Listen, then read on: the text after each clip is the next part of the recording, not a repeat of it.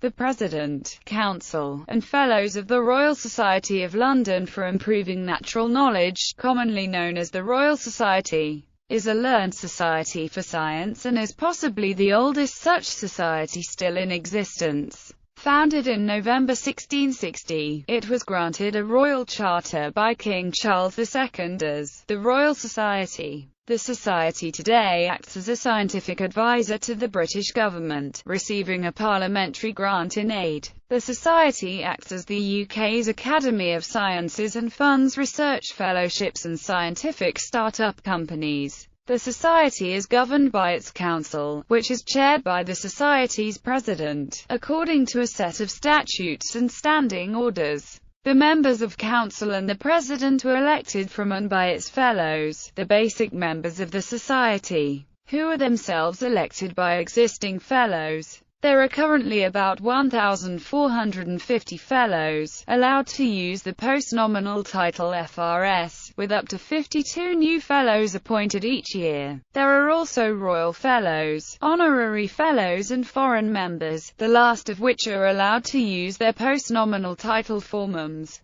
The current Royal Society president is Sir Venkatraman Ramakrishnan, who has taken up the post on November 30, 2015. Since 1967, the Society has been based at 6-9 Carlton House Terrace, a Grade I listed building in central London. History. Founding in early years, the Royal Society started from groups of physicians and natural philosophers, meeting at a variety of locations, including Gresham College in London. They were influenced by the New Science, as promoted by Francis Bacon in his New Atlantis, from approximately 1645 onwards. A group known as the Philosophical Society of Oxford was run under a set of rules still retained by the Bodleian Library. After the English Restoration, there were regular meetings at Gresham College. It is widely held that these groups were the inspiration for the foundation of the Royal Society. Another view of the founding, held at the time, was that it was due to the influence of French scientists and the Montemor Academy in 1657, reports of which were sent back to England by English scientists attending. This view was held by Jean-Baptiste Duhamel, Giovanni Domenico Cassini,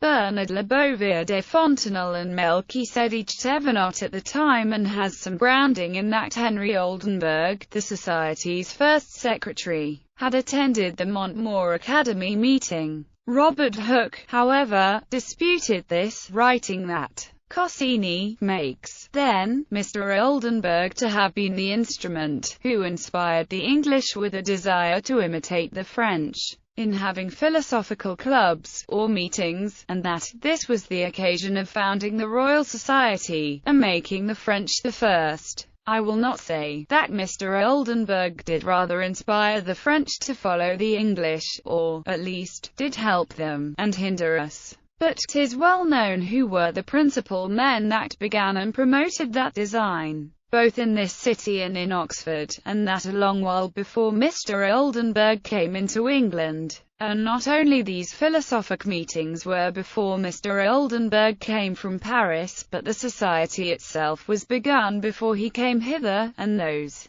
who then knew Mr. Oldenburg understood well enough how little he himself knew of philosophic matter. On the 28th of November 1660, the 1660 Committee of 12 announced the formation of a college for the promoting of physico-mathematical experimental learning, which would meet weekly to discuss science and run experiments. At the second meeting, Sir Robert Moray announced that the King approved of the gatherings, and a royal charter was signed on 15 July 1662 which created the Royal Society of London, with Lord Brouncker serving as the first president. A second royal charter was signed on 23 April 1663, with the King noted as the founder and with the name of the Royal Society of London for the Improvement of Natural Knowledge. Robert Hooke was appointed as curator of experiments in November. This initial royal favour has continued, and, since then, every monarch has been the patron of the Society. The Society's early meetings included experiments performed first by Hooke and then by Denis Papin, who was appointed in 1684. These experiments varied in their subject area, and were both important in some cases and trivial in others. The Society also published an English translation of essays of natural experiments made in the Accademia del Cimento, under the protection of the most serene Prince Leopold of Tuscany in 1684, an Italian book documenting experiments at the Accademia del Cimento. Although meeting at Gresham College, the Society temporarily relocated to Arundel House in 1666 after the Great Fire of London, which did not harm Gresham but did lead to its appropriation by the Lord Mayor. The Society returned to Gresham in 1673. There had been an attempt in 1667 to establish a permanent college for the Society. Michael Hunter argues that this was influenced by Solomon's House in Bacon's New Atlantis and, to a lesser extent, by J.V. Andreas Christianopoulos' dedicated research institutes, rather than the colleges at Oxford and Cambridge. Since the founders only intended for the Society to act as a location for research and discussion, the first proposal was given by John Evelyn to Robert Boyle in a letter dated 3 September 1659. He suggested a grander scheme, with apartments for members and a central research institute. Similar schemes were expounded by Bengt Skytter and later Abraham Cowley, who wrote in his proposition for the advancement of experimental philosophy in 1661 of a philosophical college, with houses, a library and a chapel. The Society's ideas were simpler and only included residences for a handful of staff, but Hunter maintains an influence from Cowley and Skytter's ideas. Henry Oldenburg and Thomas Sprat put forward plans in 1667, and Oldenburg's co-secretary, John Wilkins, moved in a council meeting on 30 September 1667 to appoint a committee for raising contributions among the members of the Society, in order to build a college. These plans were progressing by November 1667, but never came to anything. Given the lack of contributions from members and the unrealized, perhaps unrealistic, aspirations of the Society. 18th century. During the 18th century, the gusto that had characterized the early years of the Society faded, with a small number of scientific greats, compared to other periods.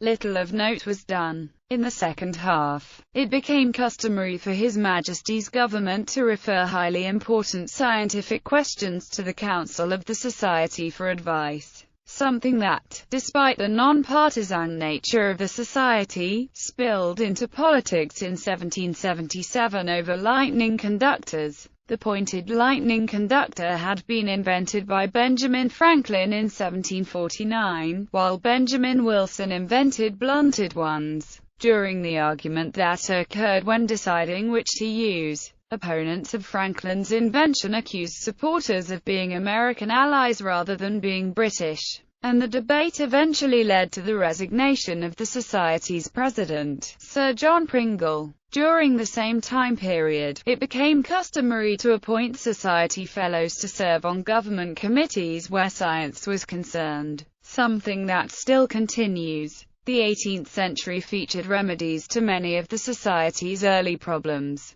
The number of fellows had increased from 110 to approximately 300 by 1739. The reputation of the Society had increased under the presidency of Sir Isaac Newton from 1703 until his death in 1727, and editions of the Philosophical Transactions of the Royal Society were appearing regularly. During his time as president, Newton arguably abused his authority, in a dispute between himself and Gottfried Leibniz over the invention of infinitesimal calculus. He used his position to appoint an impartial committee to decide it, eventually publishing a report written by himself in the committee's name. In 1705, the Society was informed that it could no longer rent Gresham College and began a search for new premises. After unsuccessfully applying to Queen Anne for new premises, and asking the trustees of Cotton House if they could meet there, the council bought 2 houses in Crane Court, Fleet Street, on 26 October 1710. This included offices, accommodation and a collection of curiosities. Although the overall fellowship contained few noted scientists, most of the council were highly regarded, and included at various times John Hadley, William Jones and Hans Sloane. Because of the laxness of fellows in paying their subscriptions, the society ran into financial difficulty during this time. By 1740, the society had a deficit of £240. This continued into 1741, at which point the treasurer began dealing harshly with fellows who had not paid. The business of the society at this time continued to include the demonstration of experiments and the reading of formal and important scientific papers, along with the demonstration of new scientific devices and queries about scientific matters from both Britain and Europe. Some modern research has asserted that the claims of the society's degradation during the 18th century are false. Richard Sorensen writes that, far from having fared ingloriously, the society experienced a period of significant productivity and growth throughout the 18th century, pointing out that many of the sources critical accounts are based on are in fact written by those with an agenda. While Charles Babbage wrote that the practice of pure mathematics in Britain was weak, laying the blame at the doorstep of the society, the practice of mixed mathematics was strong, and although there were not many eminent members of the society, some did contribute vast amounts. James Bradley, for example, established the nutation of the Earth's axis with 20 years of detailed, meticulous astronomy. Politically within the society, the mid-18th century featured of Whig supremacy, as the so-called Hardwicke Circle of Whig-leaning scientists held the society's main offices. Named after Lord Hardwicke, the group's members included Daniel Ray and Thomas Birch, and was most prominent in the 1750s and 60s. The Circle had Birch elected secretarian, following the resignation of Martin Folkes. The Circle helped oversee a smooth transition to the presidency of Earl Macclesfield, whom Hardwicke helped elect. Under Macclesfield, the Circle reached its zenith, with members such as Lord Willoughby and Birch serving as vice president and secretary respectively. The Circle also influenced goings-on in other learned societies, such as the Society of Antiquaries of London. After Macclesfield's retirement, the Circle had Lord Morton elected in 1764 and Sir John Pringle elected in 1772. By this point, the previous Whig majority had been reduced to a faction, with Birch and Willoughby no longer involved, and the Circle declined in the same time frame as the political party did in British politics under George III, falling apart in the 1780s. In 1780, the society moved again, this time to Somerset House. The property was offered to the society by His Majesty's government, and, as soon as Sir Joseph Banks became president in November 1778, he began planning the move. Somerset House, while larger than Crane Court, was not satisfying to the fellows. The room to store the library was too small, the accommodation was insufficient, and there was not enough room to store the museum at all. As a result, the museum was handed to the British Museum in 1781, and the library was extended to 2 rooms, one of which was used for council meetings. 19th century to the present. The early 19th century has been seen as a time of decline for the society. Of 662 fellows in 1830, only 104 had contributed to the Philosophical Transactions. The same year, Charles Babbage published Reflections on the Decline of Science in England, and on some of its causes,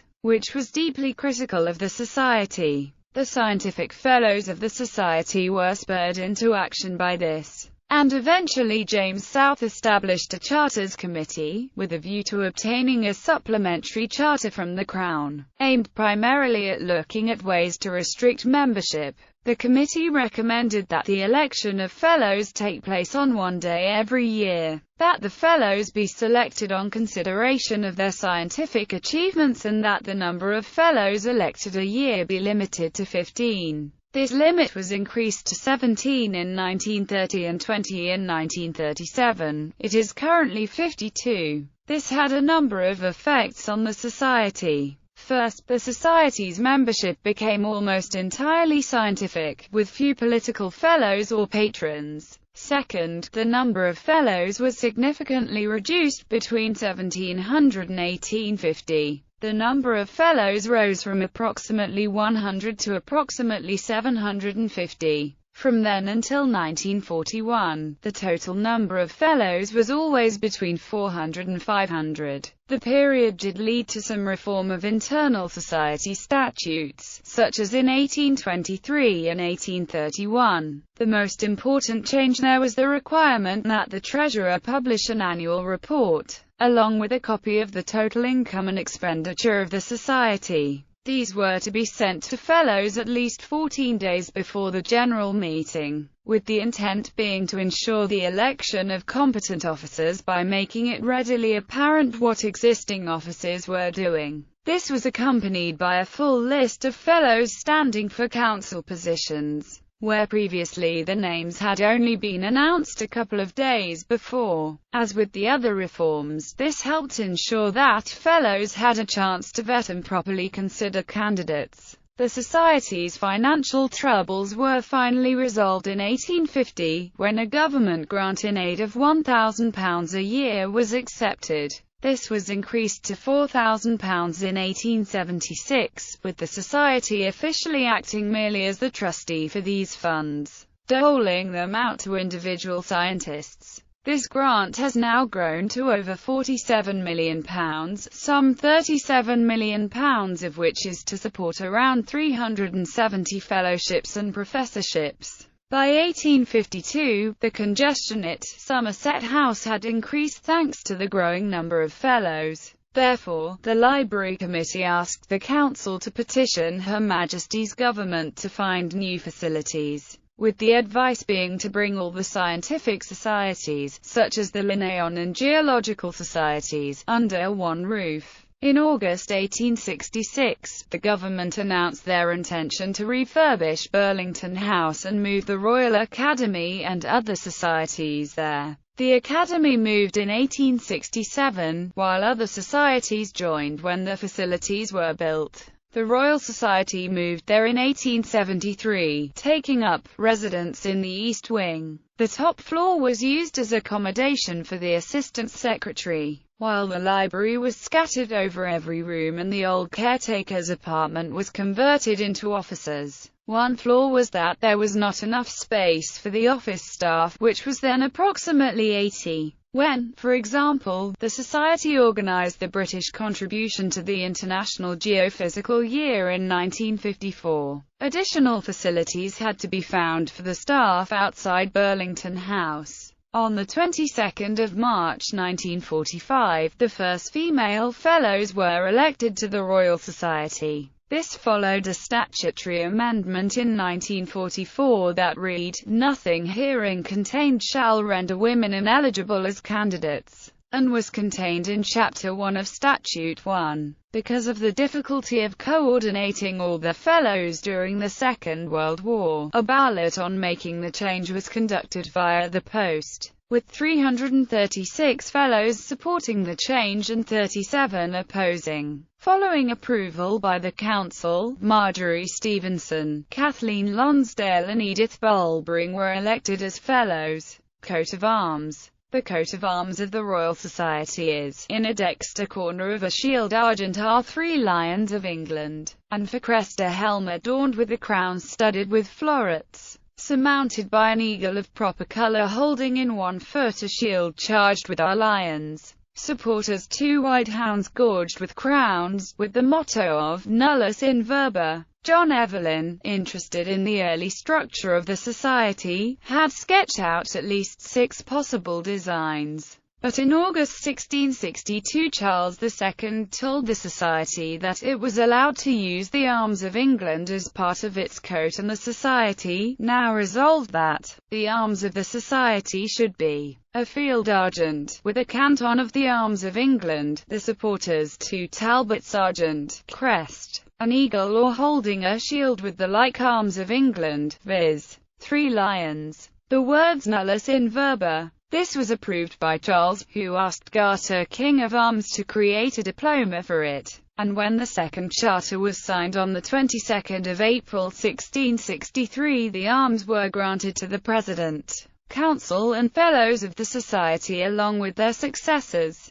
The helmet of the arms was not specified in the Charter, but the engraver sketched out a peer's helmet on the final design, which is used. This is contrary to the heraldic rules, as a society or corporation normally has an esquire's helmet. It is thought that either the engraver was ignorant of this rule, which was not strictly adhered to until around 1615, or that he used the peer's helmet as a compliment to Lord Brouncker, a peer and the first president of the Royal Society. Motto. The Society's motto, nullus in verba, is Latin for, take nobody's word for it. It was adopted to signify the Fellows' determination to establish facts via experiments, and comes from Horace's Epistles, where he compares himself to a gladiator who, having retired, is free from control. Functions and activities. The Society has a variety of functions and activities. It supports modern science by disbursing nearly £42 million to fund approximately 600 research fellowships for both early and late career scientists, along with innovation, mobility and research capacity grants. Its awards, prize lectures and medals all come with prize money intended to finance research, and it provides subsidized communications and media skills courses for research scientists.